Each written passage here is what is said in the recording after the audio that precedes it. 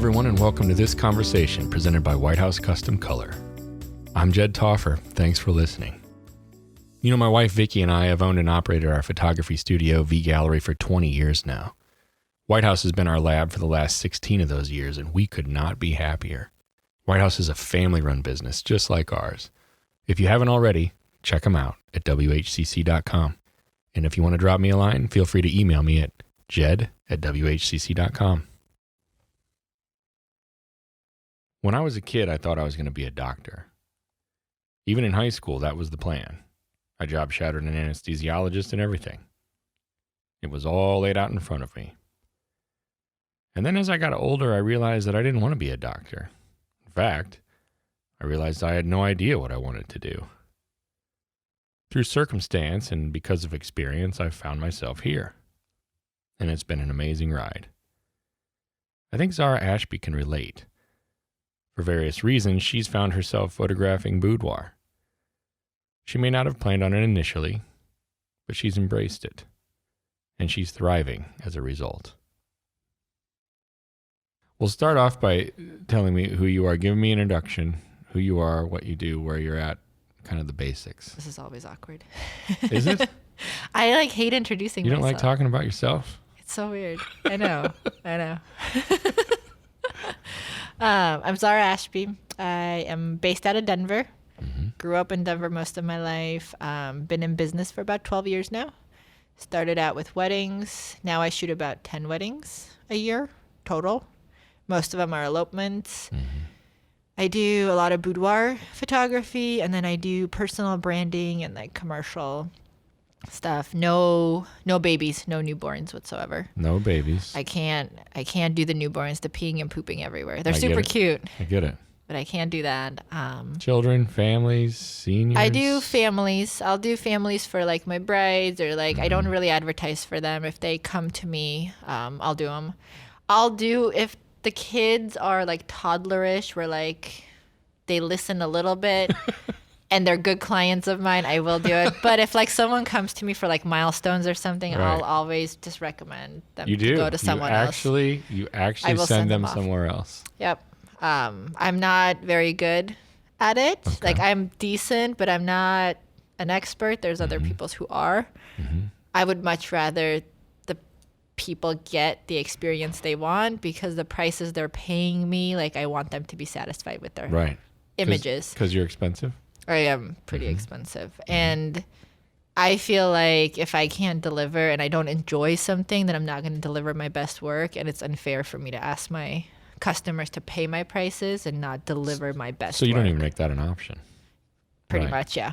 So like I'll do it for people who, you know, if like I've done their wedding and I've done their photos for the last 10 years and they come to me because they come to me and they don't go anywhere else, I will absolutely do it for them, but I also pretty much grandfather my clients that are like that into no session fees. Oh. So they still pay for their images, but their session fees are taken out. So I don't feel as guilty. Right. You know? Well, you got to do it. You do it your way. That's the way that you do that. Right. And it you works have your really reasons well. for it. Right. It works really, really well for me. But yeah, if someone just came to me for like newborns, I'll do for my clients that, you know, have been with me for years. Yeah. For their newborns, I'll actually hire my studio mate to come in and do the newborn session, and then I still do the sales session. Sure. So I pay her session fee for her to photograph it. Yeah. And I'll go through and I'll do the sale that makes and sense all that. Too. So, right? But I'm not good with posing them. I'm just not good with that whole thing. It's not your jam. No, and I don't enjoy it. Right. So why do that? Why do it? Right. It's nice to be in that position. It is. Right. Yeah. That I can turn down work. And yes, you're in that position because of how hard you have worked. Yes. For 12 years, right? Yeah. It's been a long time. Well, and you said, so initially you said you had 3 different businesses, all very distinct. I had to rebuild my business 3 times. You rebuilt your business 3 times. Yep. So how I got into photography is I pretty much took over someone else's business that I was the studio manager for. Mm-hmm. That's how I got into photography because my background is psychology and... Oh, fascinating. I like that. My undergrad is, psychology, and then my master's is organizational behavior. So nothing to do with photography. but I needed to pay the bills while I was in school. Mm-hmm. So I was managing a photography studio, second shooting for him, assisting him. And then literally one day I was like, I'm done. Like, I don't want to be in this business. And so I took over and it was all weddings. So I got into photography doing weddings. And then I shot pretty much under his brand and all that for the remainder of that year. Then I rebranded into my own. And then after that, a few years after that, I moved to Tucson. Oh, you did? Where I knew no one. Yeah. I had no friends, no family. We moved for my husband's work. And literally had to start from scratch. Yeah. I had a couple of weddings that I still had on the book, so I would go back to Denver. I'd drive 12 hours back to Denver, shoot all that, go back down to Tucson. So I rebuilt the business there, and then I got really tired of Tucson. And so I moved back to Denver and then had to, because it's like once you're gone for a year, 2 years, people forget who you are, especially with how saturated. I mean, any market is saturated, but there are a lot of photographers. And if you're not in town and not accessible, people are going to kind of forget about you. Sure. And so then I moved back in 2014 is when I started moving back. 2015 is when I was finally fully back in Denver and had to rebuild my business back from pretty much ground zero. So it's been an adventure. But in somewhere along the lines, you also added or transitioned into or started doing boudoir photography too, right? Yep. So that started pretty much when I was in Tucson. Prior to that, I would do it for my brides. So if my brides came to me and they're like, hey, we really want to do this as a wedding gift, I would shoot it. I wasn't very good at it, but they were happy with it. And then when I moved to Tucson, that's kind of when I started looking at, so the year prior to moving to Tucson, I did 43 weddings. It was, and pretty much by myself. Like I had an editor, I had second shooters and stuff, but 43 weddings in a wedding season. That was you like did. Friday, Saturday, Sunday, pretty much back to back. Yeah. And so the next year when I only had like 8, I look back and I was like, how? Like, how did I do this many weddings? And I was also in a season of my life where I just really didn't believe in marriage or love or any of that. And so it was really hard for me to put my best work into it. Right. And so that's where I was like, okay, well, what else can I do that is going to bring me money that I actually enjoy with this skill set? Because going back into like a corporate job wasn't really an option. Like I had my degrees, but I hate working for corporations. Sitting at a desk wants me to like poke myself in the eyeball with a pencil. Right. And so I just looked into, okay, what else have I shot? And boudoir was pretty much the only other thing with like a handful of families and kids. And so I said, I'll just focus on portraiture. So initially, that's why you gravitated towards boudoir, because you'd already done it, and you'd already done it because you'd been asked to do it, not necessarily because you were trying to make that happen. No, it was purely like, okay, what do I have a portfolio for? What am I somewhat versed in? And what can I do with, at that point, so I had a studio in Denver. When we moved to Tucson, I was shooting out of my house. I looked at commercial spaces, and it was obnoxiously expensive, like way more than what Denver was. As I said, screw it, like I turned half of my house into a studio. And so what can I shoot, with a limited space in here? Right. And so boudoir was the thing. And I always say this, and I actually had someone write me right after ClickCon, so August of last year. They wrote me, they were like, I sat through your class and I really wanted to not like you because you said you weren't passionate about photography. And it's true. Like, I was never the person who was like, I have to be a photographer because I'm super passionate about this. It's like a live or die thing for me. Right.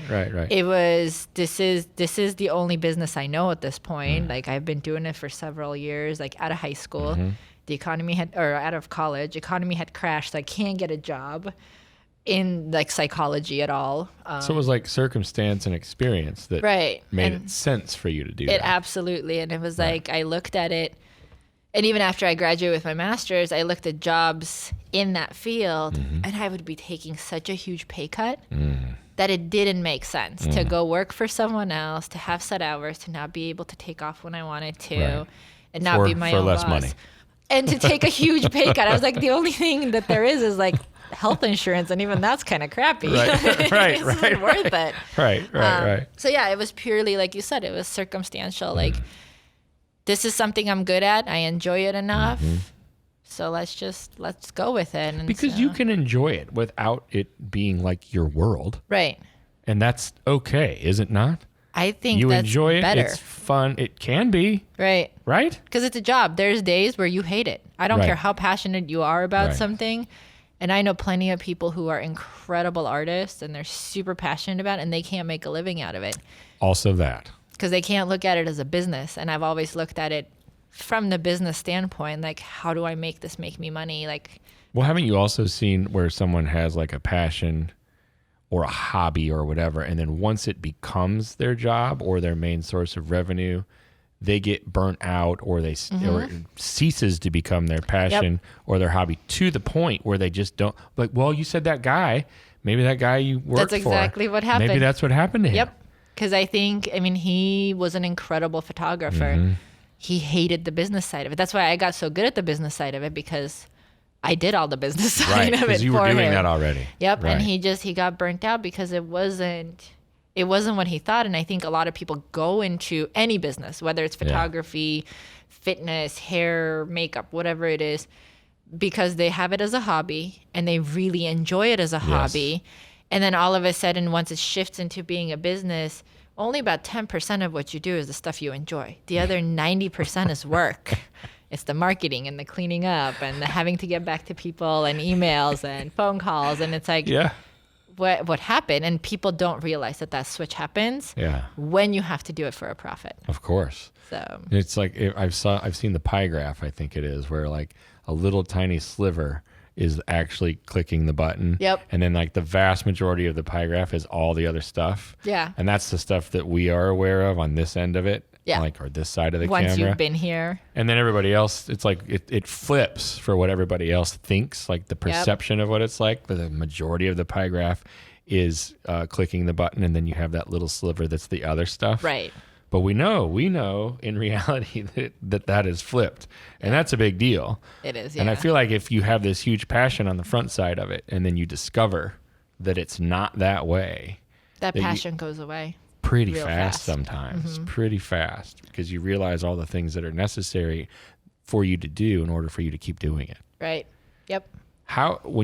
So considering you came back to Denver, right? And you did boudoir down in Tucson, but you kind of brought that back with you to Denver then, right? In more of an official capacity, so to speak, right? Yeah. So once I started doing it in Tucson, I realized that like I need more help. Like I don't know how to pose people. Okay. Lighting was okay because I like to use a constant light for boudoir just to give it more of like a natural feel. Right. If someone's asking for like bodyscape or whatever, obviously that's strobes, but Right.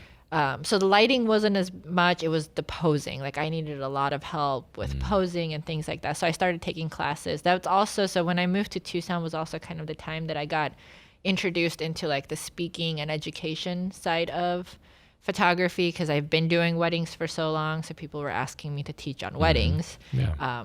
And once I got into that, I realized, there's people that can help me learn more about There's boudoir. other people that are doing this too. Right. And so I started taking classes and just kind of experimenting a little bit more with it. And so once I moved back to Denver, I definitely had a better grasp of what I wanted to do.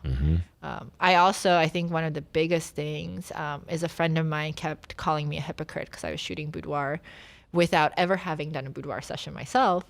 So he was like, you can't sell this thing to women without knowing what it feels like to be on the other side of the camera. Oh, I see what you're saying. So as you had in, like, never experienced it. Right. And so he was like, how can you sell like, it's such like a confidence building thing. It's an empowerment thing if you've never been on that side. And so I finally ended up letting him photograph me, and that also helped. That flipped it. And so if there's anyone out there who wants to like go into boudoir, male or female, allow someone else to photograph you, because then you feel exactly what your clients are feeling. And let me tell you, like being in your underwear in front of even a friend can be a really intimidating experience. I can't imagine it. It's hard. Like even someone who's But I'm not a boudoir photographer either. There's that. I think like just knowing what your clients feel like. And so when I did move back to Denver, I did have the advantage of like, okay, now I've got a couple of years under my belt. I have a pretty strong portfolio. Like I I've messed it up and I've done it right. Like I had a better grasp of it. It was just a matter of like getting in front of the right clients at that point. So this is considering that now you experienced it on both sides of the camera, which I think is actually super important as a boudoir photographer. Yeah. If that's what you're going to do. I think all photographers should, if you're photographing families or corporate headshots or whatever, have that experience yourself. I think that makes a lot of sense. If you're going to teach it, absolutely do that. Like it's much more important too. So I get where your friend was coming from when he used the word hypocrite. I bristled at that at first a little bit because it's like, oh, that's so harsh. But I understand the point, and I think it's a good one. What I always think about, so for me, boudoir is its own animal in my mind. Definitely. For lots of different reasons, and there's some obvious reasons, but I'm not as concerned about diving into that as much as I do ask the people that I've talked to, both on this and off of this privately. I'm always curious as to how somebody handles the issue of, well, first of all, do you even see a fine line between something that is empowering and exploitive? Yes, absolutely. You do see that. Some people don't think there is one, and then that's a whole other conversation. But if you see that there is one, or you believe that there is one, how do you approach that? So I feel like it's a very individual thing, because some people, so I have clients who come in for a boudoir session, and it's more like 90s or 80s glamour, where like they're fully dressed, they're not comfortable being anything else. And then I have people who can come in and like they want fine art nudes. So I have the whole spectrum. A lot of it is being tasteful to that body type. So someone who is, let's say, very lean and very flexible, there's going to be a lot more poses that you're going to get away with. They're still going to look like fine art and more tasteful, for lack of a better word, versus it being raunchy and starting to kind of really go on the offensive. And honestly, the way I feel like my clients and how my business is marketed is it is more, let's do really soft, feminine, cozy versus super sexy, really borderline Playboy and sometimes I have had people who've come to me, and it's the same thing with the kids, right? If they come to me, because I send them a questionnaire of like what they're looking for, send me images that you want give you an idea, right? And if they're sending me stuff that I'm like, I don't feel comfortable, like I don't feel like this represents what I believe in boudoir, I will refer them to someone else. You turn them down too. I will refer them to someone else because, again, like my thing is if I don't feel like it's something that I truly believe in, I can't produce a great product. Right. And I've seen this like with my weddings. I've gone back and looked like in the years where I was like, nope, marriage is crap. Like love is your anti-marriage phase. Right. Like seriously, I went through it. If you look at those images compared to like my older stuff or my newer stuff, you can tell that like there's just no like there's a lack of authenticity in them. Yeah. And I think that's something? where the line is if you truly believe in it. And I pride myself in knowing that every woman, and you can visually see it, every woman who walks into the studio, regardless of like how confident they are walking in, they walk out with like an extra pep in their step. And when they come back in for their sales session, like I always ask them, how did you feel? Yeah. And knock on wood, like I have yet to have someone be like, oh no, it was crap. Yeah. I've had in the that was a nightmare. right. I'm like, why are you even back? Why are you here? In the last 5 years, I've had one client who wasn't happy with her images at the end. And she said, like, the experience was great. I loved it. I loved you. Like the thing, I think we had a miscommunication of what she was truly looking for and what she had sent me. So she had sent me super like floral, light, bridal boudoir pictures, but I think she was looking more for like bodyscapes, a little bit more edgy, but she didn't communicate that. And so she ended up being unhappy where like I should have read that and figured it out, asked maybe a few more questions. So I think it was like a miscommunication both of our parts. But in the last 5 years, I've had one. And she still bought an album. Her husband loved it. So, and then she came back to try to buy the digitals as well. So I think we did okay. But I think that's where like that line is making sure that you're posing them correctly, making sure you're understanding what they want, and also having your own boundaries and not crossing over to like, I will do nude, but I will not do something where it's like full frontal. Right. You know. Well, you're not going to compromise your principles. Right. You have your boundaries and you stick to those. Right. What sort of, like, from a practical standpoint, you said that posing was something that you discovered sort of that you really needed to learn, right? Right. What sort of practical tips in that arena can you throw out to people? So one of the things that I think is really important is asking your clients if they're a smiley person or if they're a serious person.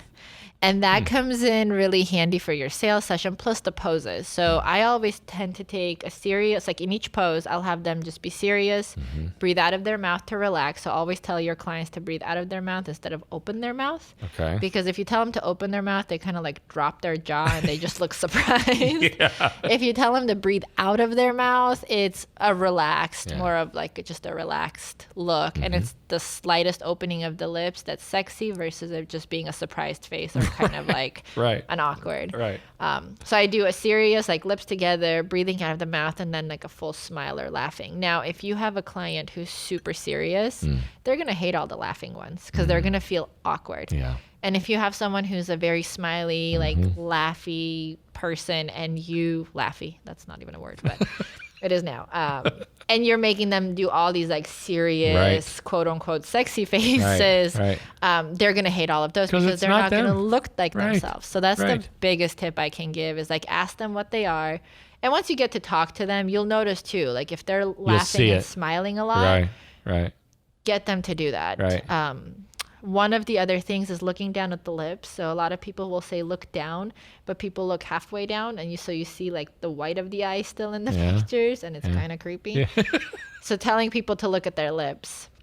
If you tell them to look at their lips, they always do the fully looking down where you're just seeing the lashes without any white, but they're not closed because there's a difference between your eyes being closed and looking down, and the looking down is more relaxed. Interesting. That's a good one. View. Looking at your butt, I say that one a lot. Look at your butt. Look at your butt, and what it does, if you have a standing pose or even a laying one, and you tell them to look at their butt, they look over their shoulders to their butt. They can't see their butt. Some people try to actually see their butt. I tell them, like, you're not going to see your butt, but just look in that direction. And what it does is they're looking over their shoulders and they pop their butt back. Oh, they do that naturally. So they pop it's a natural thing that works. And so you get that really nice, like small back butt curve by telling them to look down at their butt. That makes sense. So those are my three. Those are big ones. I've never heard any of those either. Really? I've had a lot of these conversations. I've heard like do a booty pop. Yeah. Right? That's one of the things. But like to do it the way that you do it. It makes it more natural. And that's so sometimes I will have clients who come in that, I'll do my standard, I call them like my money shots. Like I'll do the standard poses, but I always try to do something different with each client because I would hate for them to like go to their friend who referred them and then they're looking at their albums and it's like identical. Yeah, the same stuff. Like they have the same exact thing. That's what page 4 looks like on mine too. Right, exactly. So like I try to keep it a little bit more custom. And so I'll ask them to do movements. I'll have them, move their hair. I'll have them run their hand down their body, or if they're sitting, like move their arm back. A lot of times, like if I'm using the couch in the studio, I'll say, okay, well, like just go plop down like you would if you're watching TV. And so they'll sit and I'll start adjusting. I usually start with their feet and go up to their head. So that, pointing your toes and like relaxing your hands. A lot of times people can't relax their hands, so telling them to do something with their hands. So whether it's, grab onto your strap or like put your hand, in your waistline or, play with your socks, whatever it is, having them do something with their hands. I like that one, yeah. It makes a world of difference. Also because natural. It comes across as natural too. And while they're moving around, if I see something, I'll tell them to freeze. So sometimes if I'm just like having a really hard time trying to get them to get comfortable or to look comfortable, because a lot of these poses aren't comfortable. And most people can like relax into them, and make it look like it's comfortable, but some Right. people just don't. Right. And so just getting them into an outfit they like and into like their comfort zone. And sometimes it is like, hey, just sit on the couch and we're going to chat here. And so my sessions can sometimes take 3 hours to try to get them to a point where they're comfortable. I always start out with their least favorite outfit first, because they're usually going to hate those pictures because they're stiff. You get them done. You get those out of the way earlier, and then they're getting comfortable during the process. Yep. So their most favorite outfit or whatever is like, this was the one thing I came in here for. We do that as the last one because at that point they're comfortable enough. They've seen a couple of the back of the camera images where they're like, okay, like. And I could see someone doing that the opposite, right? Like thinking, oh, let's start with the best and then go from there. But really, that makes sense that if you flip that. Because typically my clients, they'll buy maybe 1 or 2 of that first outfit. And then after that, and like the further you get into it, the more images they're buying. Because it's the outfit as well as how they were feeling by that time in the process. We sell emotions. Yeah. Like we're not selling sexy poses. We're not selling technically perfect images. Right. We're selling emotions. Like no one's spending, $2,000 on boudoir photos because they're super sharp images. Right. I mean, we aim for them to be in focus and sharp, but like they're buying it because the way it made them feel. They have feelings associated with those. Yep. Yeah. They're paying for the emotions. Yeah. And again, that's the case in a lot of, in photography, portraiture across the board, I think, and with weddings too. But for some reason, I do feel like the boudoir piece is it's its own very distinct thing. Yeah, it is. For these reasons. And it makes me a little frustrated when I see a lot of new photographers jumping into it without knowing any of that. And I mean, I kind of did it too. But taking the classes really helped because the psychology behind it. And that's where like my psychology degree, I was like, hey, look, I'm using it. Well, I wanted to ask you about that a little bit. How does it help you? It helps a lot. Like the class I taught at WPPI last year was like the Psychology of Boudoir, because you can do a lot of damage too. Like these sessions are incredibly like empowering, and I kind of hate that word because it's so overused. It is. But they're so good for like building confidence. I have a lot of like new moms come to me. And if you've ever had a baby, I mean, I think even as a dad, you can see that. You can see the shift in the mindset. And I never understood that until I had a baby. But it takes 18 months for a woman's hormones to stabilize and go back to normal after giving birth. And so in a year and a half, these women struggle a lot. They can bounce back to whatever they look like pre-pregnancy, and they still don't feel like themselves. And so coming in for a boudoir session changes that, because personally, I believe that like after a baby, you're never the same. You're not going to go back to being the same person mentally, emotionally that you were. Absolutely. Prior to having this tiny human that depends on you for everything. Everything. Right. Literally. Yeah. And so being able to show women that like, hey, you're still beautiful. You're still you. You're still this person who's an individual. That's what boudoir does for a lot of people. But if you go to the wrong photographer and all they're thinking is GQ Playboy, you're not going to see that. And I've had people who've contacted me for boudoir photos saying, hey, I had a really terrible experience the last time I tried to do this. Like, I just felt like a piece of meat type of thing. And that should never be the case. And I think that's why boudoir is so different from all other kinds of photography, because you're playing with someone's psyche.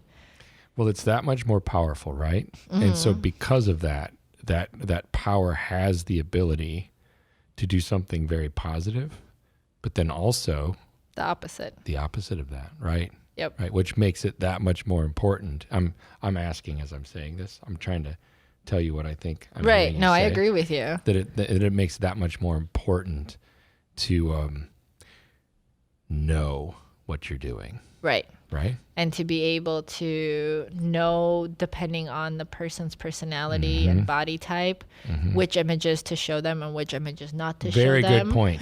So culling becomes that much more important too, because it's not just about what's in focus or out of focus. It's not just about the lighting. It's about the very specific details of that very specific subject. Exactly. And so like one of the things that I ask on my questionnaire is like, what are your favorite body parts? Or like, what are your favorite features? And so I have people who are like, oh, my eyes are my favorite. Right. And so I'll do a lot of focus on their eyes. Or someone will say, oh, my butt's my favorite. Right. And so I'll show more of their butt. And I try to, posing can make or break someone. You can be 100 pounds, dripping wet, 6 foot, skin and bones, and you can still make someone look fat. Right. You can still make them have rolls because Yeah. naturally when we sit down, our skin folds. Yeah. So even if you have not an ounce of fat on you, you're still going to have rolls. So making sure that you're aware of how you're posing someone. Someone who's a size 16 can look just as beautiful and just as sexy as someone who's a size 0. Absolutely. As long as they're posed correctly. Right. And in between, like I'll have shots where I'm like, oh man, I would never show that to this person because they don't need to see their skin folded that way. So the discretion becomes that much more important in the culling process. Yep. Tell me a little bit about now social media. So I am super old school. Okay. I like my marketing to be word of mouth, pretty much. The only social media, like I have an Instagram, I have a Facebook, I have a Facebook group for Boudoir, and that's probably where the most activity happens, and it's still pretty minimal. 90% of my clients do not allow me to show any of their images. Is that right? Yeah. Because and I totally get it. Like, It's private. I won't, and they'll say, oh, well, like, if it's like a back shot and like you can't see my face or whatever, I still won't use that. If they're not comfortable, because if they have a tattoo or like a birthmark or something that could identify something them, that identifies them, right? and then that picture, so I just don't show them. So I'm super laid back on social media. I have brand ambassadors though for Boudoir who are in charge of that. So like once a quarter we do shoots for them. They get several images, and then they're supposed to be sending it out, on their stories, putting it on their grids, putting it on Facebook. But I look at that as more of the word of mouth marketing. I think with Facebook, like I've seen a lot of boudoir groups and stuff be taken down because, oh, it's a woman in lingerie, or oh God, how you're showing legs and a butt. Right. And so I don't rely on that very much. Like I think there is room for it, and I think there's maybe an approach of looking at it from like the women's empowerment side, and creating a social media account that's more that versus just the photos. But right now I don't do a ton. Like I just kind of let it. I'll post some here and there, and then I kind of let the word of mouth. Well, that's always the best, isn't it? It has been 12 years, and like that's where the clients who stick with me, the clients who pay me enough to, afford my bills, and I like expensive stuff. And I live in Denver, which is obnoxious. That's where my clients came from. Like I have yet to book a client off of like Facebook ads or Instagram or anything like that has come in and spent thousands of dollars with me. Because it's word of mouth. Yeah. That's what works. Because think of it this way. It's the experience, right? Like I'm selling an experience. I'm selling emotions. Big time. And so seeing these beautiful pictures that look like models all over social media, women are looking at that and going, well, I'll never look like that. But if their girlfriend's like, oh, like I went in and they did my hair and makeup, and she walked me through everything. She posed everything. They are way more likely to book me. Right. Because now they know the process. Well, they know the person. And they know the person. They know each other. Like besties know stuff about each other that other people don't know. Yep. And they know what they look like without clothes. They can look at that image and they can be like, right, that's what I mean. Like they can look at me and maybe they know each other well enough and they're comfortable enough to say it out loud. But they're certainly thinking it in their mind sometimes. Wow, that's you? That's beautiful. Right. And then they think to themselves, I want that. Yep. And they know, and they also know the experience that their friend had and how it lights up their face. And they want that too. And I think that is the biggest thing with Boudoir. It's like when I book weddings, sure, they just look at my images and they're like, okay, we like that you shoot in the mountains. Great. We want you. Like they don't even care because it's different. It's definitely very, different. very different versus these aren't snapshots. I can't just take them on my phone Right. and be like, okay, go. Of course. So yeah, just having that word of mouth, having the emotional experience. And so yeah, if you can, I mean, I need a social media expert. Sure. If someone can come to me Sure. and show me, tell me how to do that portion of it, I think there is definitely value to it. Yeah. But again, you have to be that much more discreet. You have to have those processes in place. You don't want to be posting things that they don't want you to post. Right. I mean, there's all kinds of other things that come into the equation that are that much more important. Right. And the thing too is the images that get posted, and I see this a lot. I have a lot of boudoir photographers who are really good friends. The images posted are typically women who just look phenomenal. They look like models because those women are confident enough to allow those images to go out into the world. Yeah. And so I think it can deter people from coming to you. Yeah. If that's all you're too much of posting. that, right? Mm-hmm. Right. So, and that's why I think having the private groups, which I think are going to go away in like a year or two from Facebook, but having a private group where people can write down testimonials and things like that really helps. Yeah. Especially for this. Yeah. So even doing like video testimonials, that's what I should do on Instagram. Yeah, you could do that. Is have people do testimonials. Right. They don't have to show any of their photos. Yeah, like right afterwards they can talk about the That's experience. a good idea. Hey, there you We go. just came up with a great idea. Take that away. Where can people go to find your work and your information? Anywhere on Facebook, pretty much. So just Zara Ashby on Facebook. Intimatesbyzara.com is going to be my boudoir website. ZaraAshby.com is just my regular. And then I have Zara Ashby Business, which is all the coaching, branding, all that stuff is there. So, and then Instagram, I think it's just Zara. If you put Zara Ashby in or Zara, You'll come up. yeah. There's not a lot of views. There aren't too many Zaras. I mean, the store's there, so. Well, there is that, right. There's the store. Right, That's right. not me. Thank you so much for doing this Of course, thank and you. taking the time. I appreciate it. I appreciate